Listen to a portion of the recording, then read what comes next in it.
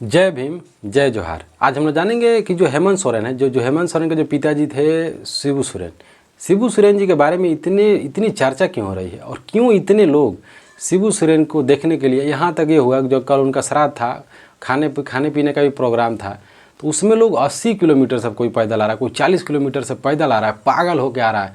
इसलिए आ रहा है कि आज कम से कम जो इतने बड़े महानायक हुए, जो झारखंड को बनाने में जिनका इतना बड़ा योगदान रहा, इनको कम से कम हम लोग देख लें। हम देख तो नहीं पाए, इनकी जो सभा है, जो शोक सभा है, इसमें हम लोग शामिल हो जाए।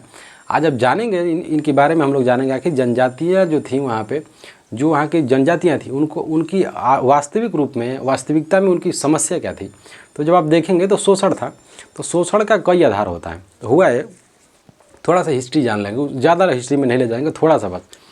जब अंग्रेज आए तो अंग्रेज क्या हुआ कि अंग्रेज़ों का मूल उद्देश्य था भारत में लाभ कमाना। वो किसी भी देश में गए तो वो लाभ कमाते थे। तो हुआ है कि भारत में कृषि नहीं था। भारत में आप कोई भी बोले कि कृषि था, तो नहीं था। कृषि की शुरुआत यहाँ की जनजातियों के द्वारा की गई थी। जनजातियाँ कैसे, आपने पढ़ा होगा कि झूम खेती अन्य राज्य, चाइना में अलग तरीके से होती थी, मलेशिया में अलग होती थी, अमेरिका के बारे में तो कोई खैर नहीं देखा जाता है। बाकी जो हमारा साउथ ईस्ट एशिया, यहाँ पे अलग तरीके से किया जाता था। हुआ है कि यहाँ पे जब खेती की जाती थी तो जनजातियाँ जो थीं, ये लोग आते थे, खेत को जलाते थे, मतलब जंगल को जला देते थे। जंगल को जब जला दिया जाता था तो जंगल साफ़ हो जाता था। जब जंगल साफ़ हो जाता था तो वहाँ पे खेती की जाती थी। फिर उस जगह को छोड़ देते थे, फिर कुछ देर आगे बढ़ जाते थे। करते करते खेत का विकास होने लगा। तो पहले जो कृषि थे, कृषि का विकास में सबसे बड़ा योगदान इन्हीं को था। दूसरी बात है कि जब अंग्रेज़ जब आते थे तो जितने लोग अंग्रेज़ों को गाली देते हैं, वो लोग आज ध्यान से सुन लें, अंग्रेज़ गलत नहीं थे। अंग्रेज़ किसके बलबूते पूड़ रहे थे? अंग्रेज़ों के साथ। अब भारतीय लोग अंग्रेज़ से नहीं, भारतीय लोग भारतीयों से ही लड़ते थे। अब इसी में कोई कमेंट मारेगा कि ऐसा बात नहीं है, ऐसा बात। भारतीय लोग भारतीयों के साथ लड़ रहे थे और भारतीय लोग भारतीयों को ही मार रहे थे। जो जलियांवाला बाग कांड हुआ, आप भले बोले कि जनरल डायर, और बंदूक कौन चला रहा था?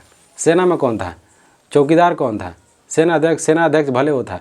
जो पकड़ के तोप मार रहा है, धाए गोलियों, कौन था? भगत सिंह को फांसी हुआ, कौन लड़ रहा था? जज कौन था? वकील कौन था? चंद्रशेखर आज़ाद कौन था? कौन बंदूक लेकर, फोर्स लेकर धाए दौड़ रहा था? मंगल पांडे। 1857 की क्रांति हुई, इसमें कौन भाग रहा है? 1857 की जब क्रांति हुई तो अंग्रेज़ों का साथ कौन दे रहा है? यहाँ के जो देसी रियासतें थी, बंदूक छुपा रही थी, बंदूक बांट रही थी, क्योंकि बंदूक उन लोगों के पास कम हो गया, गोला कम हो गया, तो यहाँ की देसी रियासतें खूब बांट रही थी। तो जो लोग माल चाव रहे थे, माल चावने का कंसेप्ट है लालू प्रसाद यादव का, तो जो लोग माल खा रहे थे ना, वही लोग आज भी सुख है, आज सुख से हैं और कल भी सुख से थे। जो यहाँ के लोग लड़े उनको आज रत्ती भर नहीं मिला। यही बलिया के थे, हमारे बलिया जिले के चित्तू पांडे, मंगल पांडे। आज उनके घर की स्थिति अगर आप देखेंगे तो आपको शर्म आ जाएगा।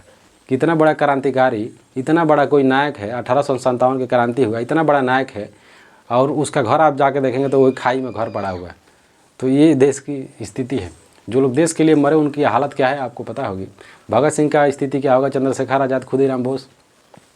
तो किसी से छुपा नहीं है। तो जनजातियाँ जो थीं, ये लोग खेती करते थे। अब दूसरी क्या है कि जो जनजातियाँ थीं, इन लोगों को भांड एक बिरादरी होती है। भांड जो होता है नाचने गाने वाला काम होता है, तो उनकी कैटेगरी में भी इनको रखा जाए। जैसे अब भांड में क्या है कि SC ST, जैसे चमार हो गए, भंगी हो गई, दुसाध हो गए, ये भी जो जाती थी नाचने गाने का काम करती थी। दूसरी बात है कि मदिरा पान का काम इन लोगों के साथ हुआ करता है। जैसे ये लोग खाने पीने का काम करते थे, पीने का भी मदिरा बनाते थे। इस पर भी सरकार, जो अंग्रेज थे, वो लोग इस पर भी टैक्स लेने लगे। सबसे बड़ी समस्या क्या हुई कि काश्तकारी व्यवस्था आ गई। काश्तकारी क्या है आप समझिए कि जैसे लोन का सिस्टम आ गया। तो अंग्रेज़ देखिए क्या कर रहे हैं, जंगल में जब एंट्री मारेंगे लोग तो अपने साथ 2 लोग लेके जाते थे, क्योंकि अंग्रेज़ों के पास पैसा नहीं है। तो ईस्ट इंडिया कंपनी में आप पढ़ेंगे तो बुलियन बंद हो जाता है, तो अलग कहानी हो जाएगी। तो वहाँ की जो ब्रिटेन जो था, ब्रिटेन के लोग जब कहते हैं कि तुम यहाँ से पैसा नहीं ले जाओ, क्योंकि ब्रिटेन के लोग पैसा नहीं ला रहे थे, भारत में लोग सोना ला रहे थे। तो तब तक ब्रिटेन में औद्योगिक क्रांति शुरू हो गई। तो वहाँ के लोग बोले कि नहीं, आप पैसा नहीं ले जा सकते, कुछ भी करो यहाँ से पैसा जाएगा ही नहीं, तुम लोग कुछ भी करो, भारत से भारत में व्यापार करो। तो आपने पढ़ा होगा कि अफीम वार होता है, 1 होता है, 2 होता है। फिर भारत में देश जो 1757 की प्लासी का युद्ध होगा, फिर बक्सर का युद्ध होगा, लोग फिर मैसूर का युद्ध होगा, फिर आपका मराठा युद्ध होगा। तो सारे देशों पे, सारे राष्ट्र पे लोग कब्जा करेंगे, सिल्क रोड पे कब्जा करेंगे। तो अंग्रेज़ 2 लोग को लेके गए। जमींदार आप बोलेंगे क्यों? जमींदार जो होगा लैंड का मालिक हो जाएगा।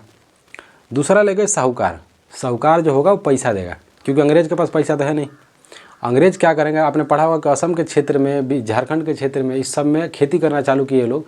तो अफीम की खेती करते थे लोग, चाय की खेती करते थे। तो इन लोगों का उद्देश्य था पैसा कमाना। अब देखिए पहला क्या ले गया, जमींदार। जमींदार ले जाएगा, क्या करेगा जमींदार, जमींदार कृषि का मालिक होगा। कृषि का मालिक तो जमींदार हो गया, कब्जा कर लेगा। उसके बाद काश्तकार, क्योंकि वहाँ पे क्या बोना होगा तो बोने के लिए पैसा चाहिए, तो पैसा कौन देगा, काश्तकार देगा। अब ये काश्तकारी व्यवस्था चली आ रही है, अंग्रेज चले गए फिर भी ये चल ही रहा है। संविधान में भले लिख दिया गया कि अनुसूची बनाई गई, चौथी बनाई गई, पाँचवीं बनाई गई, छठवीं बनाई गई, सातवीं बनाई गई, 12 तक अनुसूची बना दी गई। काम हो रहा है। संवैधानिक तरीके से इनका शोषण हो रहा था। आज भी वो जो जनजातियाँ हैं उनके पास पहनने के लिए कपड़ा नहीं है। तो इतनी आर्थिक स्थिति खराब है। जंगल का अधिकार सरकार के पास है। अब सोचिए 20 बीघा का जंगल है, उससे सूखा लकड़ी काट सकता है, बाकी उसका कोई लाभ वो नहीं है, वो अलग कॉन्सेप्ट हो जाएगा। तो ये बार बार जनजातियाँ कह रही हैं कि नहीं, हम साहूकार से पैसा ले रहे हैं, साहूकार को चुका नहीं पा रहे हैं, और साहूकार हमारा पूरा लाइफ ही बर्बाद कर दे रहा। बेगारी सिस्टम आ गई, बधुआ व्यवस्था आ गई, तो बेहिसाब शोषण किया गया। तब एक नायक का जन्म होता है, जिस नायक का नाम होता है बिरसा मुंडा। सोचिए बिरसा मुंडा आते हैं, बिरसा मुंडा लड़े, बिरसा मुंडा के यहाँ के जमींदार काश्तकारों के द्वारा पकड़वा दिया गया। अब हम बोल रहे थे ना कि यहाँ के लोग बहुत बड़ा क्रांतिकारी बनते हैं, तो आप थोड़ा पढ़िएगा किताब में कि बिरसा मुंडा को पकड़वाया कौन, तो वही लोग पकड़वाए। बिरसा मुंडा को घसीट के लेके जाया गया, बहुत यातनाएं दी गई, फिर बिरसा मुंडा की मृत्यु हो गई। तिलका मांझी आते हैं, भारत के पहले स्वतंत्रता सेनानी, वो भी मर गए। बाकी अन्य जैसे गारो हो गई, खासी हो गई, जयंतिया हो गई, अन्य जनजातियाँ थीं, वो भी लड़ी। तो लड़ते गए। फिर क्या हुआ कि जो हेमंत सोरेन है, जो इनके पिताजी हैं शिबू सोरेन, इनके पिताजी अंग्रेज़ों से लड़ रहे थे, यहाँ के प्रशासनिक लोगों से लड़ रहे थे, यहाँ के काश्तकारों से लड़ रहे थे, यहाँ के जमींदारों से लड़ रहे थे। फिर हम बोल रहे हैं यहाँ के लोग यहाँ के काश्तकार जमींदारों से ही लड़ रहे थे, ये लोग मान ही नहीं रहे थे। तो करते करते 2001 का जब आता है तो बिहार की स्थापना होती है, झारखंड की, बिहार से झारखंड को अलग कर दिया गया। फिर भी बिहार झारखंड की स्थिति आज भी नहीं सुधरी। झारखंड में कोयला है, माइनिंग है, सबसे ज़्यादा है। आज भी झारखंड के गांव में मड़ई है, मान लीजिए मड़ई है, और ठीक मड़ैया के पीछे में कोयला सुनक रहा है, जल रहा है, एकदम आग बढ़ रहा है, लाल, एक लाल कलर का जल रहा है कोयला। वहाँ के लोगों को आप तो सोचिए, वहाँ की महिलाएँ 100 महिलाएँ हैं, तो उसमें से 30 महिलाओं का बच्चा खराब हो जाता है, 10 का पेटवे में पैरालाइज हो जाता है, बच्चे पैदा नहीं कर पाते। तो बहुत शोषण हुआ है। झारखंड जैसा होना चाहिए वैसा नहीं है। हाँ, वर्तमान में शिबू सोरेन का यही योगदान है कि झारखंड बनाए, काश्तकारों से छुटकारा दिलाए, जमींदारों से छुटकारा दिलाए। इसीलिए वहाँ के लोग शिबू सोरेन जनजातियों के नायक कहे जाते हैं। उनके बारे में हाथ जोड़ के वहाँ के लोग आज भी उतना आदर सेवा से जीते हैं और करते हैं। कहते हैं वहाँ के लोग कि आज जो भी हैं, आज शिबू सोरेन नहीं होते तो हमारी इस व्यवस्था नहीं होती। लास्ट ख़त्म करते हैं शिबू सोरेन की एक बात है।